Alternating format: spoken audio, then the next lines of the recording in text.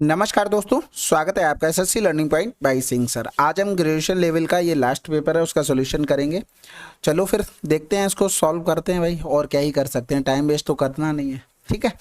कह रहा था एक बैग में 1 रुपये 50 पैसे और 25 पैसे के सिक्के हैं। यदि कुल राशि इतने रुपए है तो 50 पैसों के सिक्कों की संख्या क्या होगी।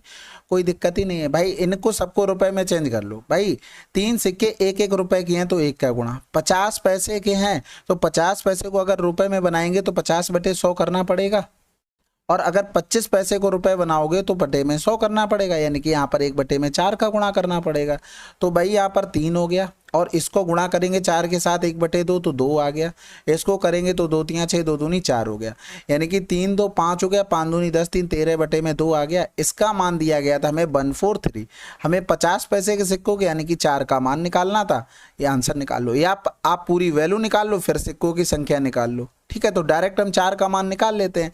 तो 13 एकम 13, 13 एकम 13, 2 ऊपर पहुंच जाएगा, गुणे में 4 हो गया, 4 दूनी 8 यानी कि 88 आंसर। अगला सवाल कह रहा था 4 संख्याएं जिनका योग इतना है, ए से बी का अनुपात इतना है, बी से सी का अनुपात इतना है, सी और डी का अनुपात इतना है, तो सी का मान कितना होगा। भाई देखो, सी यहाँ पर 1 दिया गया था, सी यहाँ पर 2 दिया गया था, तो इससे तो कोई बात बननी नहीं है। अगर कुछ मिल जाता 7 8 तो हम चेक भी कर लेते। तो हमें सबका योग दिया गया था, यानी कि हमें अल्टीमेटली सबका रेशियो बनाना है। तो देखो, या तो आप लिख लिया करो, या तो यहाँ पर देखो जो सी था हमारे पास 1 था, यहाँ पर 2 था, लेकिन दोनों जगह सी का मान तो सेम होना चाहिए। तो सी का मान हमने यहाँ पर 2 बनाया, तो 2 अगर यहाँ पर बनाया तो यहाँ पर तो कोई फर्क नहीं पड़ा। लेकिन जब इस रेशियो में हमने बात की तो यहाँ पर 1 था, सी का मान 2 बनाने के लिए 2 का गुणा होगा, तो बी में भी 2 का गुणा हो जाएगा। तो बी में 3 था, 3 में 2 का गुणा किया, 3 दूनी 6। लेकिन यार एक चीज बताओ, एक ही सवाल में बी के 2 मान हो सकते हैं? नहीं हो सकते। यहाँ पर बी का मान कितना था? 2, यहाँ पर 6 था, तो इसको 6 बनाने के लिए गुणे में 6 करना पड़ेगा, यानी कि बी में 6 का 3 का गुणा 3 का किया तो 3 दूनी 6 हो गए, तो ए का मान कितना हो जाएगा? 3 गुना ए भी हो जाएगा। ठीक है, 6 3 9 2 11, 11 और 3 हो गया 14 हो गया, और 14 का मान दिया गया था 875, और हमें निकालना था सी का मान, यानी कि 2 7 14 हो गया, 7 एकम 7, 7 दूनी 14, 7 पंजे 35 आंसर। अगला सवाल कह रहा था किसी धनराशि पर साधारण ब्याज उस राशि का इतना है, यानी कि अगर हम प्रिंसिपल 45 मान लें तो साधारण ब्याज यानी कि सिंपल इंटरेस्ट कितना हो गया? 9 हो गया। यदि वर्षों की संख्या संख्यात्मक रूप से वार्षिक दर परसेंटेज की 5 गुनी है तो वार्षिक दर बतानी है। कह रहा था दर परसेंटेज की 5 गुनी है, तो देखो हमें रेट निकालनी है, हमने रेट को पहले मान लिया। और फिर टाइम की संख्या अगर ये मान लो 1 है तो ये कितनी हो गई? 5 हो गई। बात समझ में आई? यानी कि अब इसको x मान लो, इसको 5x मान लो, कैलकुलेशन में आसानी रहेगी। तो 45 प्रिंसिपल, टाइम हमको 5x मिल गया, और x हमको रेट मिल गई, बटे में 100 बराबर में 9 हो गया। तो 9 पन्ना 45, 55 25 चौकू 100 हो गया, तो x स्क्वायर बराबर 4 आ गया, यानी कि x का मान क्या आ गया? 2%। अगला सवाल कर रहा था ए और बी अकेले काम को इतने में कर सकते हैं, वे एकांतर दिन से बारी बारी कार्य करते हैं, और एक कार्य आरंभ करता है तो कार्य कितने दिन में पूरा हो जाएगा। आसान सवाल है भाई। देखो, अगर एलसीएम लोगे तो 40 आ गया, 10 चौक 40, 8 पन्ने 40, ये ए हो गया और ये बी हो गया। काम शुरू ए ने किया, फिर बी ने किया, इसने 4 किया, इसने 5 किया, काम हुआ कितना? 9। कितने दिन में हुआ भाई? 2 दिन में हुआ। ठीक है, अब हम 40 तक जाना है, लेकिन 40 के तो मल्टीपल 9 के मल्टीपल में तो आता नहीं है, तो पहले क्या रहता है? 36।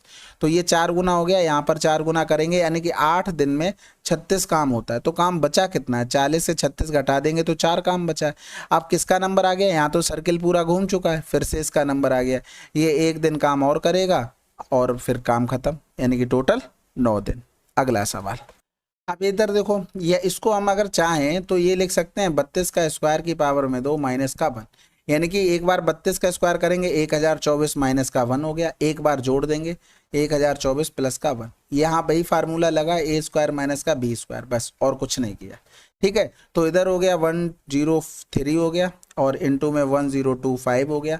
अपॉन में करेंगे, यहाँ पर 2 की पावर 10 प्लस का 1 है, लेकिन इधर देखना 33 गुणे में 31, और इनटू में 2 की पावर में 10 प्लस में 1 हो गया। अब कैलकुलेशन कर लेते हैं, 11 3 33 हो गया, 11 9 99 3 हो गया, और ये पूरा पूरा इससे कट जाएगा, यानी कि 1025 बटे में इधर लिख सकते हैं 2 की पावर में 5 की पावर में 2 प्लस का 1।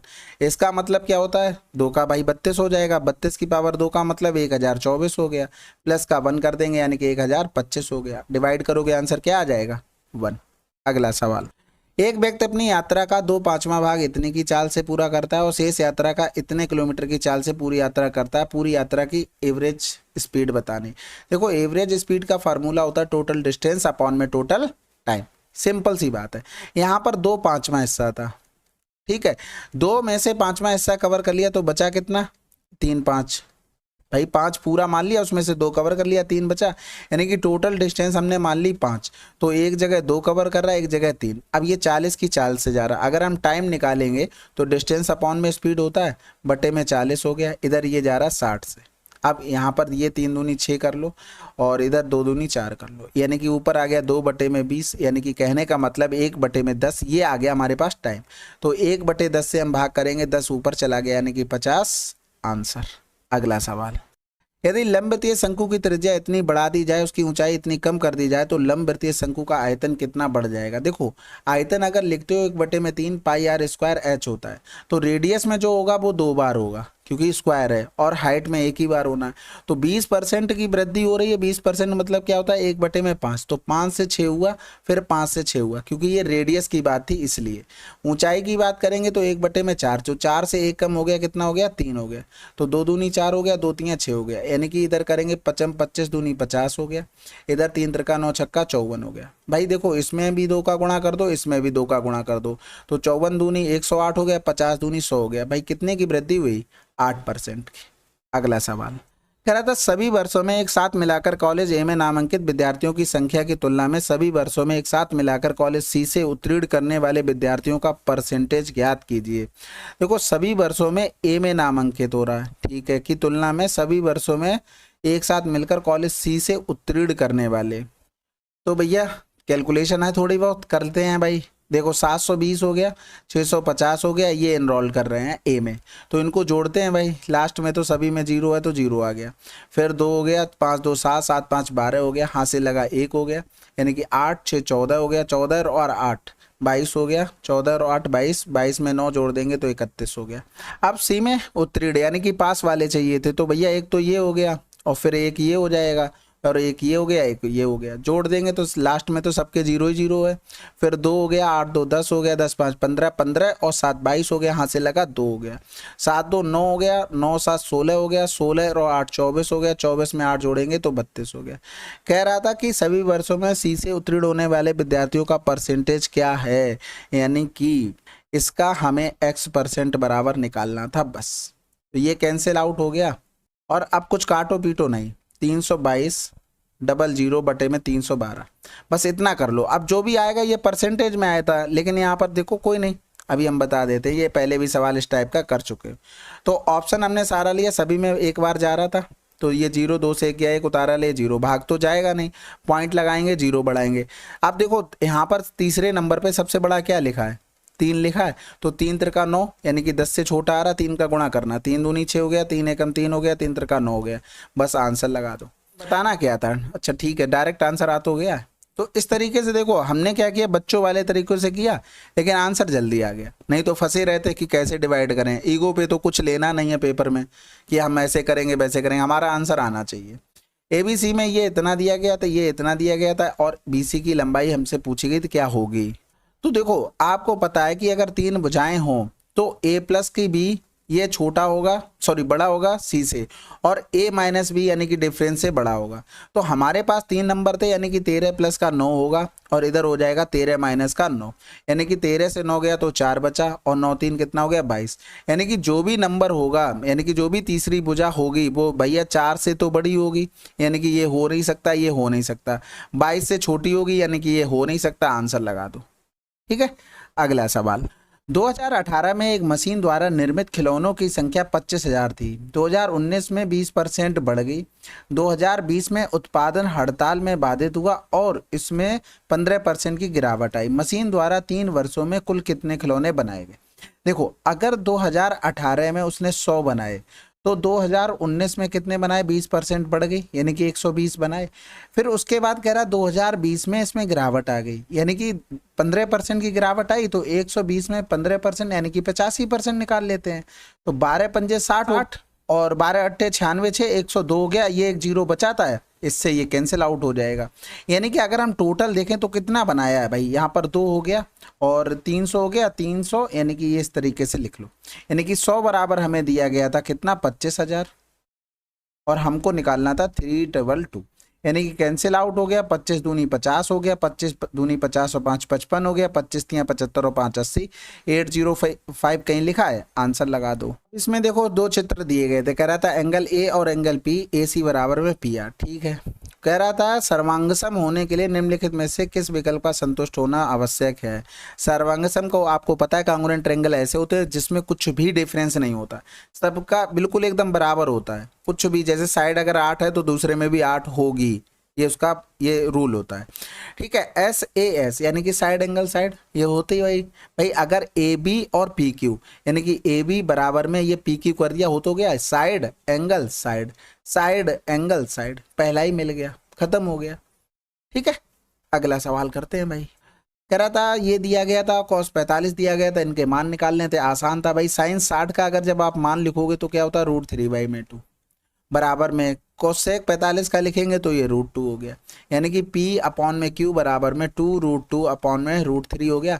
डायरेक्ट मान रख दो, बस इतना ध्यान रखना, पावर ऊपर नीचे सेम होना चाहिए, तो बस अगर नहीं मिल रही तो आपको उसको नहीं लिखना है, डायरेक्ट मान। तो पी क्यू का स्क्वायर यानी कि 2√2 का होल स्क्वायर, भाई पी स्क्वायर करोगे तो 2 दूनी 4 गुणे में 2 यानी कि 8 आ जाएगा।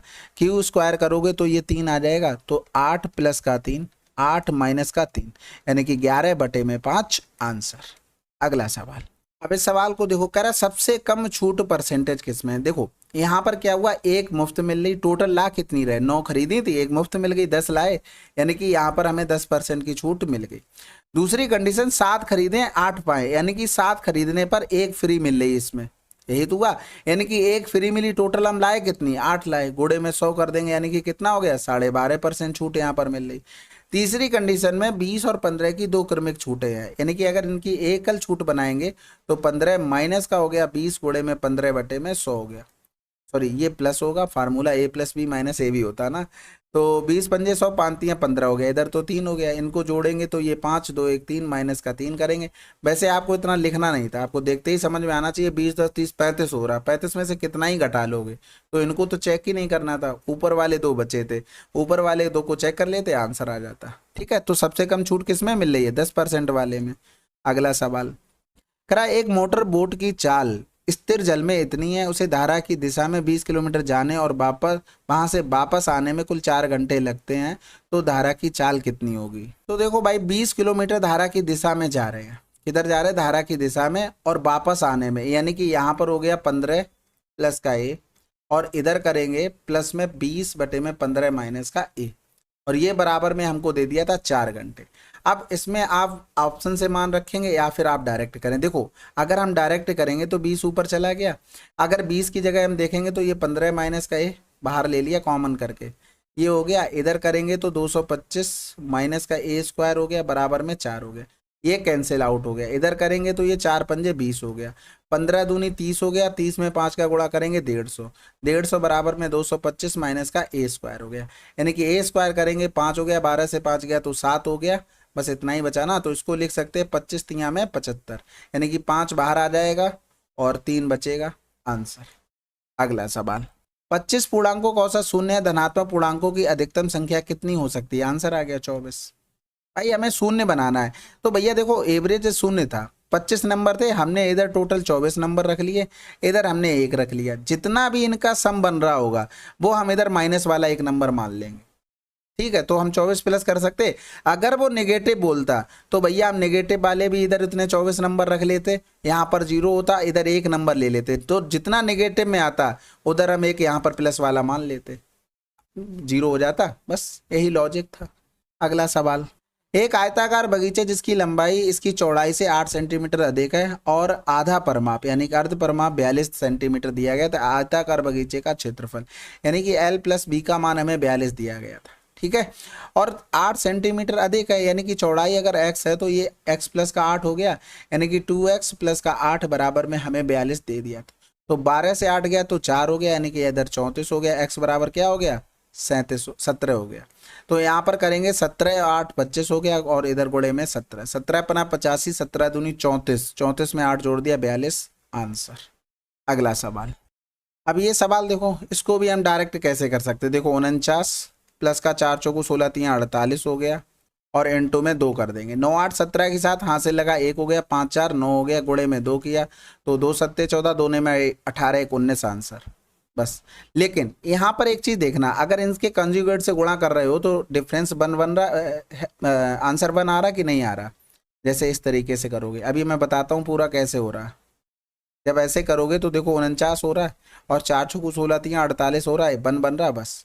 अगर नहीं बनेगा तो आपको भाग करना पड़ेगा। अब होता क्या है, जैसे x बराबर आपको दिया 7 माइनस का 4√3, और इधर 1/x लिखोगे तो ये हो गया 7 माइनस का 4√3। इसका कंजुगेट से जब गुणा करेंगे तो ये हो गया 7 प्लस का 4√3, और इधर हो गया 7 प्लस का 4√3। यानी कि यहाँ पर क्या आ गया, बन तो हम निकाल ही चुके थे नीचे वाले टर्म का, तो ये आ गया। अब हमें स्क्वायर की जरूरत है, तो भैया अगर हम स्क्वायर करते हैं, इसका स्क्वायर करते हैं तो ये बन जाएगा 49 प्लस में 4 चौको 16 3 48 हो गया, माइनस का कर देंगे तो 7 चौक 28 दूनी 56√3 हो गया। अगर हम इसका भी होल स्क्वायर कर दें, इसका भी होल स्क्वायर कर दें तो ये बन जाएगा 49 प्लस का 4 चौको 16 3 48 हो गया, और प्लस में करेंगे 56√3 हो गया। ठीक है, दोनों को जोड़ेंगे, दोनों को अगर जोड़ते हैं तो ये एक्स स्क्वायर प्लस का 1/x स्क्वायर हो गया। अब ये तो इससे कैंसिल आउट हो जाएगा, यानी कि बचेगा क्या, 49 प्लस का 48। यही चीज हमने देखो डायरेक्ट कर दी। ठीक है, अगर आप ऐसे नहीं करना चाहते तो भैया बेसिक तो है ही हमारे पास, ये सिर्फ इसलिए इतना लंबा समझाया कि आप डायरेक्ट अप्रोच कर सके, और ऐसे सवालों की प्रैक्टिस करनी पड़ेगी तभी बनती हैं चीज़ें। अगर x प्लस का 1/x लिखते तो ये 7 माइनस का 4√3, और प्लस में हमारे पास हो गया 7 प्लस का 4√3, तो यहाँ पर आ गया 14। अब हमें स्क्वायर वाले पे जाना है, तो 14 14 में 196 माइनस का 2 194 आंसर। तो ये भी एक अप्रोच है, बाकी ये भी एक अप्रोच है। ठीक है, जो भी आपको अच्छा लगे उससे कर लो, बस टाइम सेव होना चाहिए जैसे भी हो। यदि 2018 में आय 330 करोड़ थी तो 2018 में व्यय कितना था। कह रहा है यदि 2018 में आय इतने करोड़ थी तो 2018 में व्यय कितना था। भाई 2018 में हमने मान लिया कि व्यय था हमारे पास 100, ये एक्सपेंडिचर आ गया। अगर वो भैया 65% का प्रॉफिट ले रहा, प्रॉफिट परसेंटेज दिया था तो 165 रुपये हो गया। इसी की जो 165 आय हुई ना, ये 330 के बराबर थी, हमें 100 बराबर निकालना था बस। 11 तियाँ 33 हो गया, इधर करेंगे तो 11 कम 11 11 पन्ना 55, 15 दूनी 30, यानी कि 200 आंसर। ठीक है, अगला सवाल। पी ने क्यू को 25% की हानि पर लैपटॉप बेचा, क्यू ने उसी लैपटॉप को आर को इतने में बेच दिया। यदि आर ने इतने के लैपटॉप खरीदा तो पी के लिए लैपटॉप कितने का है। 225 बटे में कर देंगे 120 होगा, 25 की हानि 75 हो गया, 25 तिया 75, 25 ने में 225 हो गया। इधर करेंगे 3 त्रिका 9, इधर करेंगे 12 दूनी 24, 12 पंजे 60, 25 के साथ जीरो लिखा है कहीं, आंसर आ गया। नहीं तो फिर क्या करोगे, 25% की हानि यानी कि इतने में बेचा, तो 20% का लाभ इतने में बेचा, और बराबर में करना पड़ेगा 22,500। लेकिन हमें इतनी कैलकुलेशन क्यों करनी है, हमने डायरेक्ट क्या लिखा, 2 2 5 लिखा, बटे में 75, गुणे में 12 लिखा, और बाकी हमें पता है ऊपर दुनिया भर के जीरो है, वो कैलकुलेशन में आता रहेगा। अगर हाँ ऑप्शन लिख देता 250, 25,000, 2,50,000, तब हमें एग्जैक्ट जीरो को भी रखना पड़ता। वह सबसे बड़ा अंक ज्ञात कीजिए जिसे 7 अंक की संख्या इतने इतने में पी के स्थान पर रख देने पर 4 से विभाज्य हो जाएगा। बहुत आसान पूछ लिया भाई, यानी कि कह रहा था सबसे बड़ा अंक, सबसे बड़ा इसमें 9 लिखा है तो 9 रखने से तो कटेगा नहीं, 94 4 से नहीं कटता, आंसर लगा दो। अब इस सवाल को देखो, ये भी आसान था। देखो 10 के मान ऑप्शन में दिए गए, आपने 10 का मान 2 का याद किया है कभी, नहीं किया है, 10 का मान 2 नहीं किया होगा ना, तो ये दोनों ऑप्शन आपको चेक नहीं करने, इन्हीं दोनों में करना था। फर्स्ट वाला तो करना ही नहीं था किसी हालत में। ये √3 10 में किसका मान होता है, 60 का होता है, और 30 का होता है। यहाँ पर केवल मान रख रहे थे, हमें आंसर मिल जाना था। ठीक है, तो यहाँ पर 30 डिग्री रख लेते हैं भाई, आंसर हमारे सामने टिक है तो ठीक है, नहीं तो क्या होता है ज़्यादा से ज़्यादा 2 ही तो चेक करने पड़ते।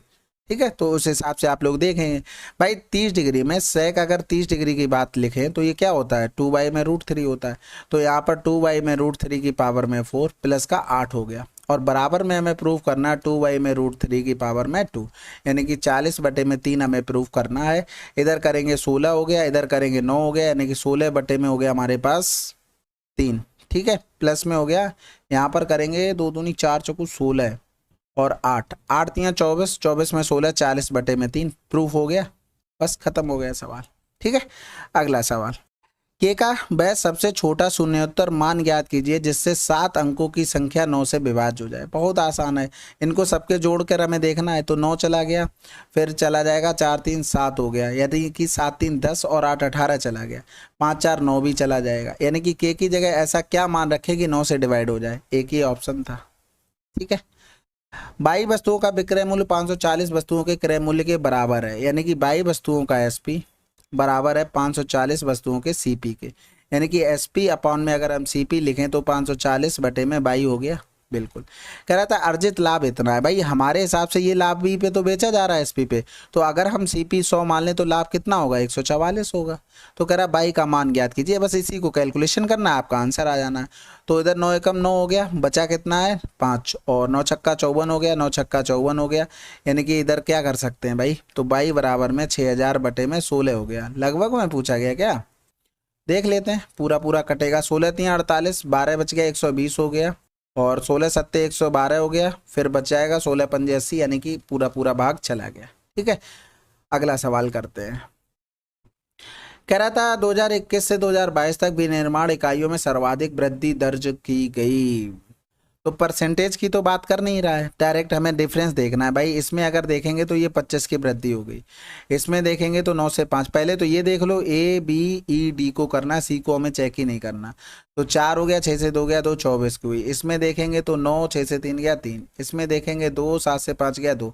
अब ऑब्जर्वेशन जितनी जल्दी कर लोगे उतनी जल्दी आंसर भी आ जाएगा। ठीक है, अगला सवाल कह रहा था एक घन का आयतन, 1 सेकेंड, ये 25 पहले कैसे आ गया, 24 और फिर 22। अच्छा ये हो सकता है एक रह गया हो, 1 सेकंड रुकना। हाँ ठीक है, कोई बात नहीं। तो देखो ये घन का आयतन इतना दिया गया था, घन का कुल पृष्ठीय क्षेत्रफल क्या होता है, 6a² होता है। बस 6 का मल्टीपल देख लो तब भी आंसर आ सकता है। एक ही ऑप्शन है भी, ये भी नहीं है, ये भी नहीं है, 3 का भी मल्टीपल देख सकते थे। ठीक है, बाकी यहाँ पर ए क्यू बराबर में 64 दिया गया था, तो ए बराबर में क्या हो गया, 4 चौकू 16 चौकू 64, यानी कि 6 गुणे में 16, 16 छक्का 96 आंसर। ठीक है, चलो फिर ये हमारे टोटल 25 सवाल थे, और ये थोड़ा आसान कहेंगे, जो पिछली शिफ्ट किए थे ना उसमें काफ़ी अच्छे क्वेश्चन थे। तो आप लोग कमेंट करके बताइएगा कैसा लगा। मिलते हैं अगले वीडियो में, तब तक के लिए जय हिंद जय भारत। और हाँ, इस पर जो ऊपर डेट पड़ी है ना उस पर ध्यान मत देना, ये 26 तारीख का पेपर है, चेंज करना भूल गया था।